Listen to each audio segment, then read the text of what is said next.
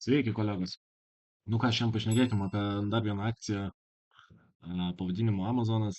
Mm, Mėgiama akcija tiek investuotojų, tiek traderių, tiek žmonių, kurie mėgsta svingint. Tai šiandien šnekėsim apie jos techninę analizę, kad mus mato pirmą kartą, tai šis kanalas yra apie techninės analizės, apie edukaciją. Tai jeigu įdomu sužinoti daugiau, paklausykite iki video pabaigos. Ten bus išsamesnė informacija, ką mes darom, kur galima to pasimokyti ir taip toliau. Tai, okei, ką rodo mūsų raudonos linijos? Mūsų raudonos linijos rodo techninius lygius. Kas yra techninis lygis? Tai lygis, kuriame kaina gali reaguoti tiek į vieną, tiek į kitą pusę. Kur atsiranda lygis? Lygis atsiranda ten, kur yra didelė koncentracija pirkėjų pardavėjų ir ten įvyksta pirkėjų pardavėjų kova ir kaina nujuda tiek arba į vieną, arba į kitą pusę. Tai mūsų žymimas lygis yra žymimas kaip daug susikirtimo taškų, ten yra mūsų interesų zonų. Tai vat, pavyzdžiui, jeigu paimtumėm šitas vietas, matom, kad šitoj vietoj kaina reagavo prie šito lygio tiek į vieną, tiek į kitą pusę. Ką tai rodo, kad jeigu iš viršaus ateina kaina krenta, žinom, kad čia turim lygį, didelė tikimybė, kad kaina apšoks to mūsų lygio, tai tas atšokimas yra mūsų užėjimo taškas. Tai, tai va, tai taip susižymim lygius, kas kur reaguoja.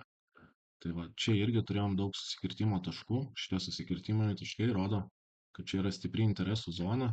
Čia buvo stiprus tiek pirkėjai, tiek pardavėjai ir čia vyko kova. Nes nežinau, ar kaina paduos į vieną pusę, ar nuvažiuos į kitą pusę. Tai va, tai mes susižymėm šitos lygius ir matydami šitos lygius galima bandyti prekiauti. Tai va, tai čia būtų pirmieji mūsų du lygiai. Mūsų dar vienas lygis yra va, šita vieta. Šitos visos vietos rodo mūsų stiprumą. Jeigu partrauktumėm grafiką į 2 metus, netgi 2 metais ta pati kaina reagavo, ta pati vieta, tai čia parodo, kad mes turim šitoje vietoje labai stiprų lygį, nes jisai, tas lygis egzistuoja ir yra aktyvus nuo 2022 metų. Ne?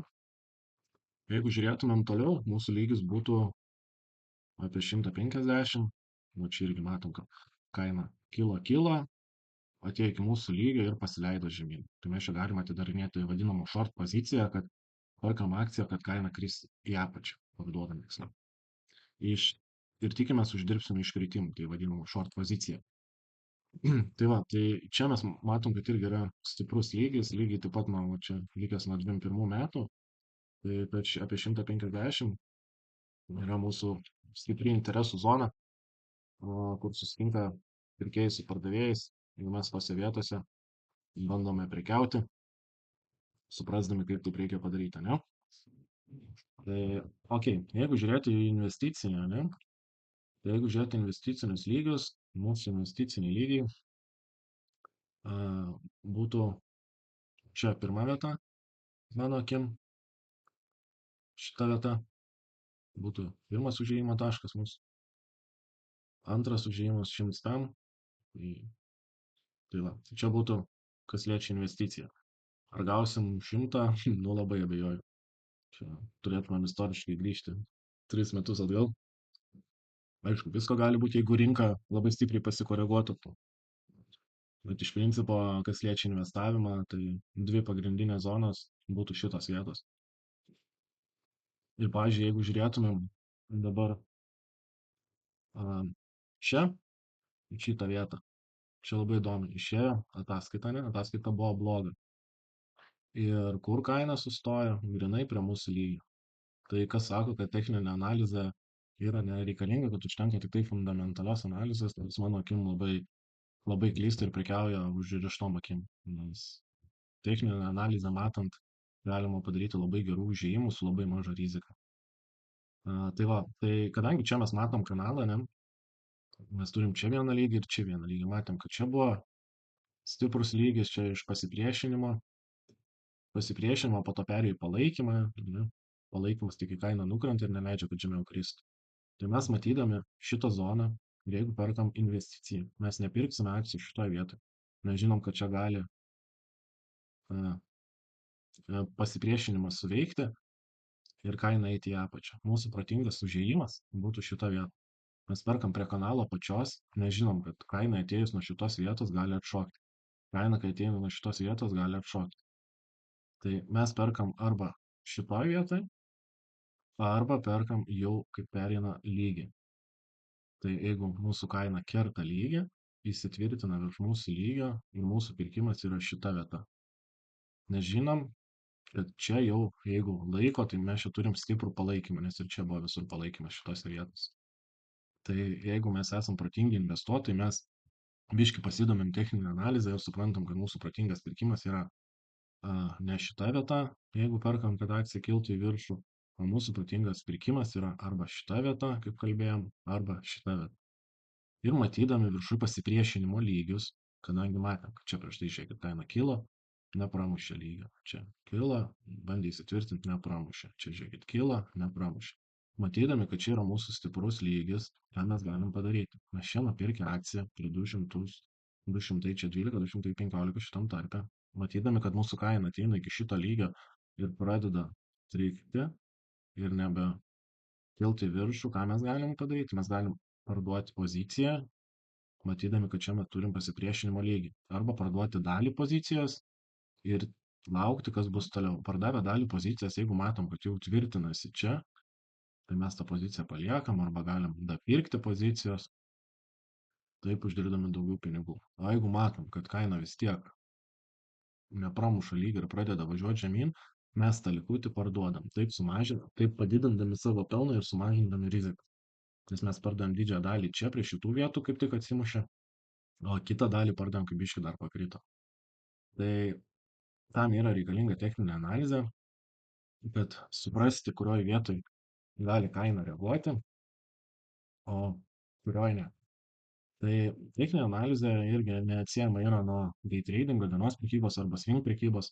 Tai mes dabar čia žiūrim 4 valandų frame, jeigu žiūrėtumėm swing pozicijas, tai žiūrim trumpesnį time frame vadinamą.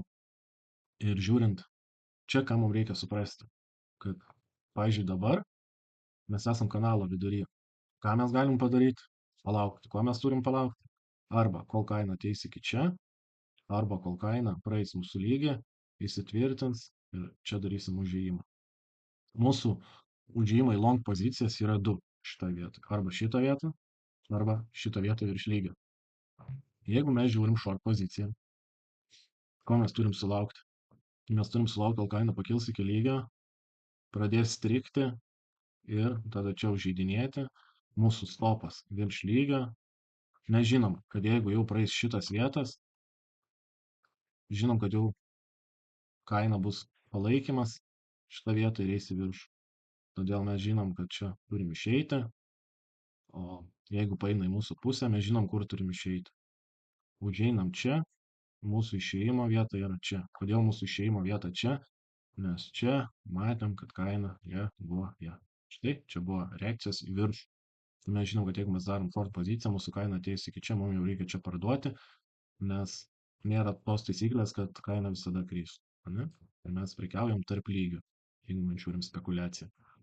Tai va, čia sujudėjo nuo vieno iki kito lygio, mes jau uždirbom, kaip pavyzdys, $15, o rizikavom $3.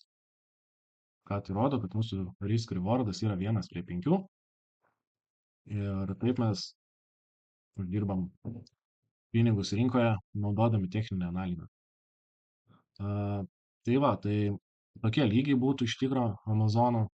Šiai dienai rinko yra nenuspėjama dėl mūsų tų geopolitinių, dėl mūsų, sakau, dėl pasaulio geopolitinių visų reikalų, dėl karų ir taip toliau. Bet galima tikrai pagauti tokių momentų geresnių, svarbu neskubėti, ne pradėti prekiauti tik rinkai atsidarius, leiskit rinkom išjudėti dienos judesius tuos pačius pirmosius rinkai atsidarius 10-15 minučių ir po to tik tai žiūrėkit priekybą. Tai va, tai jeigu video patiko, paspauskit like, parašykit komentarą, spauskit subscribe ir tiek. Tai keliamės į kitą video ir ten papasakosim apie savo grupę. Iki. Nu, tai susilaukiu nemažai klausimų, kas ten kaip toj grupėje atrodo, tai va, dalinuosi. Tai vieną rytą dalinamės, kur yra spajus, dalinamės lygiais, ką matom, kur būtų galima užeiti, kuriuose vietose atkreipti dėmesį. Po to turim trading dieną, čia kur šnekam apie tradinimą. Po to turim investavimą, skilti investavimo idėjas, kodėl įdomu investuoti ar į vieną, ar į kitą dalyką.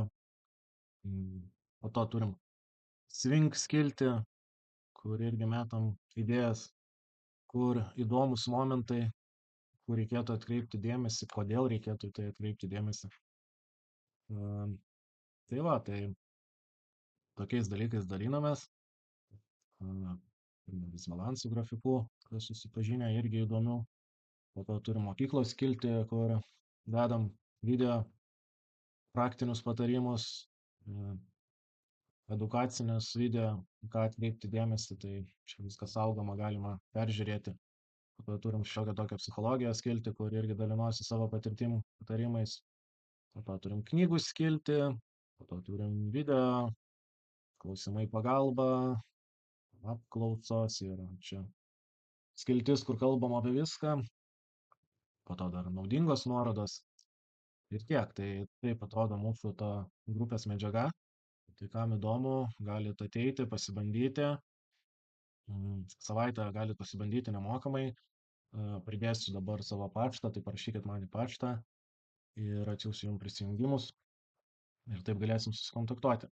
Tai jeigu buvo video įdomus, irgi paspauskite like, parašykit komentarą, patiko, nepatiko, gal kažką dar norėtumėte išgirsti apie kitas temas.